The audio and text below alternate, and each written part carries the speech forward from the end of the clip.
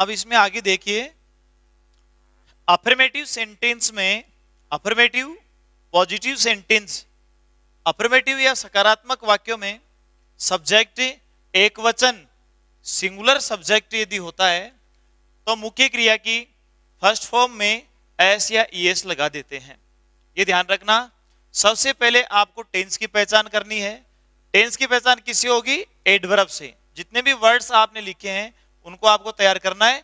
उनमें से कोई सा भी वर्ड आता है, अभी अपन आगे एग्जाम्पल हल करेंगे तब आप ध्यान रखना, उनमें से यदि कोई सा भी वर्ड आता है तो वहां द प्रेजेंट सिंपल टेंस की क्रिया काम में ली जाती है।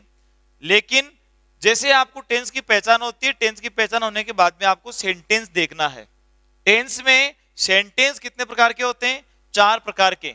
अफर्मेटिव या पॉजिटिव सेंटेंस, दूसरा है नेगेटिव सेंटेंस, और तीसरा है इंटरोगेटिव सेंटेंस, और चौथा है इंटरोगेटिव प्लस नेगेटिव सेंटेंस। मुख्य रूप से 3 ही प्रकार के आजकल सेंटेंस काम में लिए जा रहे हैं इंटरोगेटिव तक। तो सबसे पहले आपको टेंस की पहचान करनी। टेंस की पहचान किसी होगी? एडवर्ब से। उसके बाद में आपको पहचान करनी है सेंटेंस की, सेंटेंस कौन सा है। अगर आपको लगता है कि वाक्य पॉजिटिव है, अफर्मेटिव सेंटेंस है, तो वहां पर उसमें कोई सहायक क्रिया नहीं आएगी। ये ध्यान रखना आप, ये बिल्कुल आपको विशेष नोट, ये नोट में आपको दिमाग में रखना है, अलग से टिप्पणी के रूप में ध्यान में रखना है कि अगर प्रेजेंट सिंपल टेंस का अफर्मेटिव सेंटेंस है तो उसमें कभी कोई हेल्पिंग वर्ब यूज नहीं होती है। वहां पर सहायक क्रिया कोई सी भी काम में नहीं आएगी। सहायक क्रिया टोटल कितनी होती है? 24। एक्जुलरी वर्ब जितनी टोटल 24 है, उसमें मॉडल्स हैं 13, बाकी प्राइमरी एक्जुलरीज हैं, उनके भी अलग अलग प्रेजेंट और पास्ट के अनुसार रूप बना दिए गए हैं। तो कुल मिलाकर के जो अपनी 24 हेल्पिंग वर्ब है उनमें से कोई सी भी यहां पर नहीं आएगी। तो ध्यान रखना, अफर्मेटिव सेंटेंस में एक वचन यदि सब्जेक्ट होता है तो मुख्य क्रिया की सिर्फ फर्स्ट फॉर्म है, उसके अंदर आपको एस या ईएस लगा देना है और आपको कुछ नहीं करना है। क्या लगाना है? एस या ईएस। एस और ईएस लगाने का भी एक नियम है। आपने पहले एक वचन से बहुवचन बनाने के जो नियम सीखे थे उनमें से एक नियम है, वो नियम इसके यहाँ पर एस ईएस में वही लगता है। जो एक वचन से बहुवचन बनाते समय एस और ईएस लग रहा था वही यहाँ पे लगेगा। एस तो हर जगह अपन लगा देंगे, पहले ईएस का समझ लो, ई एस कहाँ लगेगा। अगर सब्जेक्ट एक वचन है तो एस ईएस लगाना ही दिमाग में रखें। अब उसके बाद में एस लगेगा या ईएस लगेगा, ये कैसे डिसाइड करेंगे? तो ध्यान रखना, यदि किसी वर्ब के अंत में, किसी भी क्रिया के अंत में एस आता है, डबल एस आता है, एस एच आता है, सी एच आता है, अक्स आता है, जेड आता है, ओ आता है या डबल ओ आता है, तो वहां पर तो लगाना आपको ईएस, और बाकी सब जगह आपको क्या लगाना है? एस लगाना है। इन अक्षरों के अलावा अंतिम अक्षर यदि कुछ और है तो वहां पे सब में क्या लगेगा? एस लगेगा। दूसरा ये ध्यान रखना, यदि किसी वर्ब के अंत में से प्ले है, P L A Y, play, play यानी खेलना, पी एल ए वाई, तो इसमें अंत में क्या आ गया? वाई। यदि किसी वर्ब के अंत में वाई आता है और वाई के ठीक पहले यदि कोई स्वर आता है, वोवेल आता है, वोवेल कितने होते हैं इंग्लिश में? 5, ए ई आई ओ यू। अगर इनमें से कोई सा एक आता है तो वहां पर वाई के जस्ट बाद में एस लगा देते हैं। अगर सब्जेक्ट एक वचन का है तो वाई वाले वाक्य में एस लगाएंगे ई एस। अगर वाई से पहले वोवेल है, ए ई आई ओ यू है, तो वहां पे तो लगेगा एस। और यदि वाई से पहले जैसे C A double R Y, carry, ले जाना, C A double R Y, ये वर्ब है। अब इसमें वाई से पहले आर आ रहा है, आर क्या है? कॉन्सोनेंट है। तो दूसरा इस प्रकार दिमाग में रखें कि अगर किसी वर्ब के अंत में वाई आता है और वाई से पहले, वाई के ठीक पहले यदि कॉन्सोनेंट है, व्यंजन है, 5 को छोड़ के कोई सा भी है, तो वहां पर वाई को हटा देते हैं और वाई के स्थान पर आई ई एस का प्रयोग किया जाता है। यानी वाई को आई में चेंज करते हैं, बाद में ई एस लगाते हैं। ये 2 ही नियम है, इनको आप दिमाग में रखें। एक वचन होने पे करना है ऐसा भी। यदि बहुवचन है, प्लूरल सब्जेक्ट है, या फिर आई है, वी है, यू और दे, ये प्रोनाउन है। आई प्रोनाउन, आई यानी मैं, फर्स्ट पर्सन है, वी फर्स्ट पर्सन बहुवचन है, यू सेकंड पर्सन है, एक वचन बहुवचन दोनों के लिए आता है, और दे यहाँ पे थर्ड पर्सन प्लूरल के लिए आता है। तो आई, वी, यू और दे, इन चारों में से यदि कोई सा भी एक प्रोनाउन या प्लूरल सब्जेक्ट है, प्लूरल यानी बहुवचन, यदि बहुवचन सब्जेक्ट है, 2 या 2 से अधिक जो संख्या है उसको क्या कहेंगे? प्लूरल होने पर केवल एमवी फर्स्ट फॉर्म का प्रयोग किया जाता है, अर्थात main verb. MV means main verb. Main verb की मुख्य क्रिया की केवल फर्स्ट फॉर्म का प्रयोग किया जाता है। कब? ध्यान रखना, एक वचन होने पे उसमें एस या ईएस लगा देंगे और बहुवचन होने पर केवल मुख्य क्रिया की फर्स्ट फॉर्म का प्रयोग करेंगे। अफर्मेटिव सेंटेंस, पॉजिटिव सेंटेंस में इसमें कोई सहायक क्रिया नहीं आती है। दूसरा, अगर वाक्य नेगेटिव होता है, अब नेगेटिव की पहचान कैसे करेंगे? सेंटेंस आएगा टेंस का सही क्रिया का सही रूप भरने के लिए, तो उसमें टेंस की पहचान के बाद में सेंटेंस यदि अपन देखते हैं तो सेंटेंस में नेगेटिव सेंटेंस कैसे पहचानेंगे?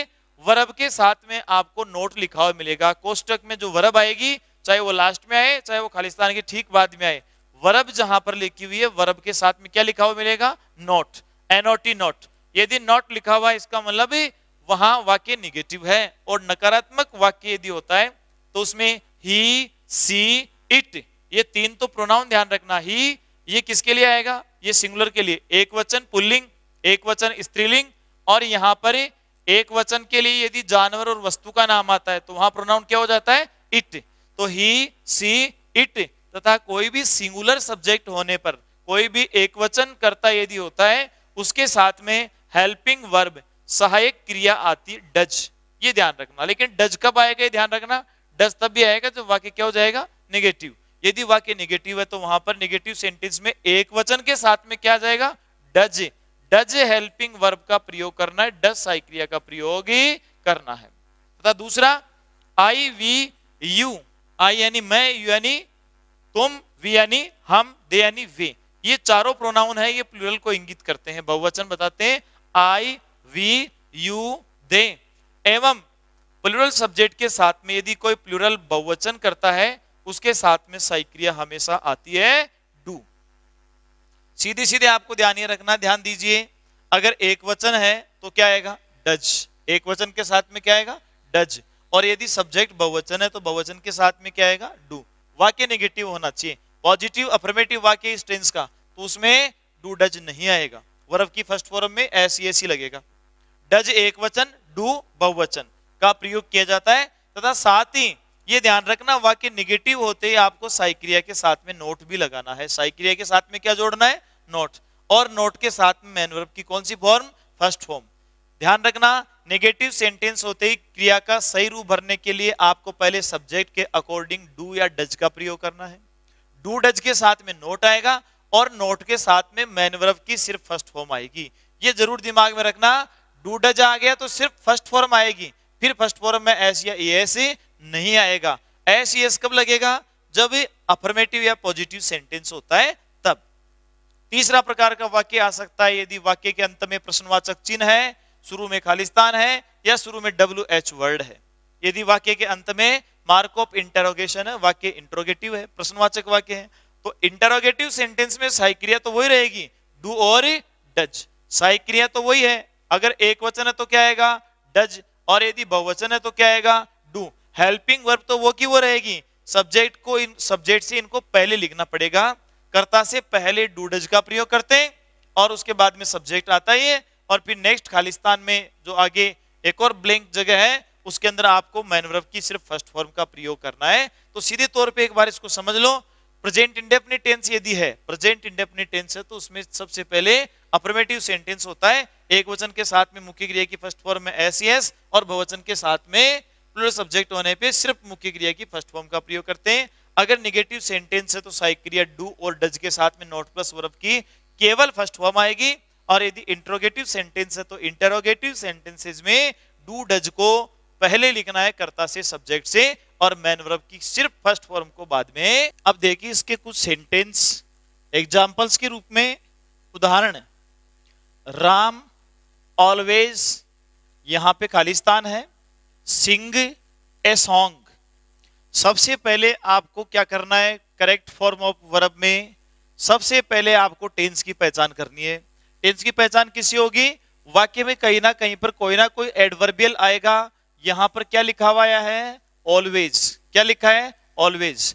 जो भी क्रिया विशेषण आपको दिखता है आपको तुरंत दिमाग में आना चाहिए कि अपन ने नियम में क्या पढ़ा था, वहां से आप इसको बिल्कुल ऑलवेज, ऑलवेज यानी हमेशा, ऑलवेज आ गया इसका मतलब प्रेजेंट सिंपल टेंस होगा। प्रेजेंट इंडेफिनिट टेंस की इसमें क्रिया आएगी। टेंस की पहचान सबसे पहले आपको टेंस की पहचान करनी है। इसके बाद में आपको सेंटेंस की पहचान करनी है। सेंटेंस ये अफर्मेटिव है, नेगेटिव है या इंटरोगेटिव है।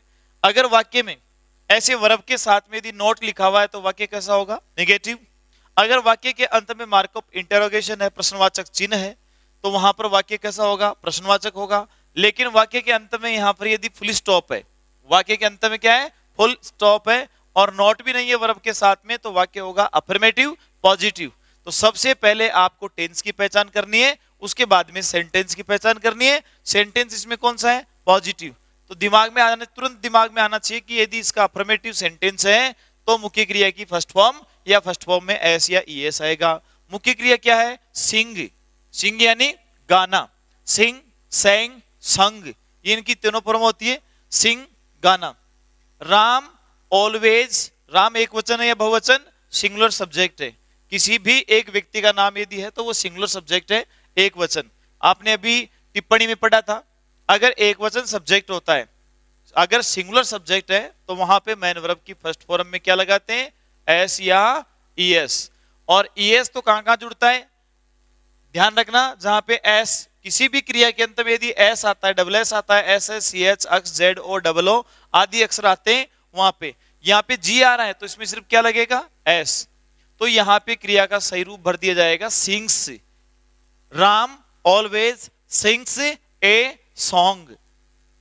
दूसरे वाक्य में देखो, आप ऐसे जितनी प्रैक्टिस करोगे, जितना अधिक प्रैक्टिस करोगे, आप सीख जाओगे इनको धीरे धीरे। प्रैक्टिस से ये अधिक सीख पाओगे आप। जितना अधिक अभ्यास करोगे, जितने अधिक सेंटेंस सोल्व करोगे, आप इसको अधिक सीखोगे। दूसरा वाक्य है दे, खालिस्तान है, उसके बाद में लिखा है नॉट। प्ले, वर्ब की फर्स्ट फॉर्म यहाँ पे प्ले दे रखी है। क्रिकेट, दिल्ली।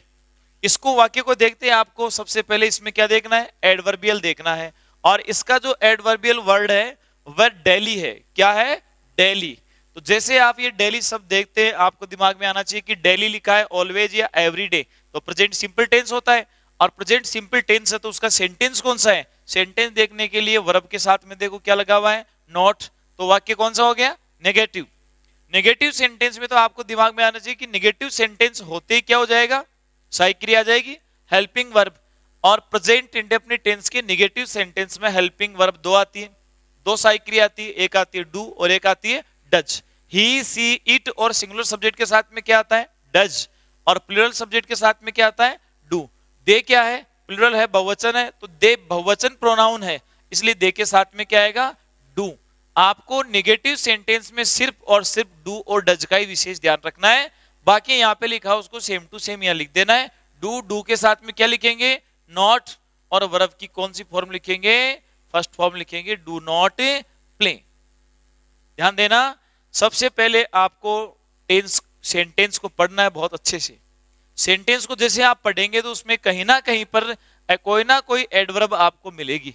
एडवर्बियल शब्द यदि नहीं मिलता है तो वाक्य में कोई ना कोई सेंस मिलेगा, कोई ना कोई फैक्ट मिलेगा, उसके अकॉर्डिंग आपको टेंस की पहचान करनी है।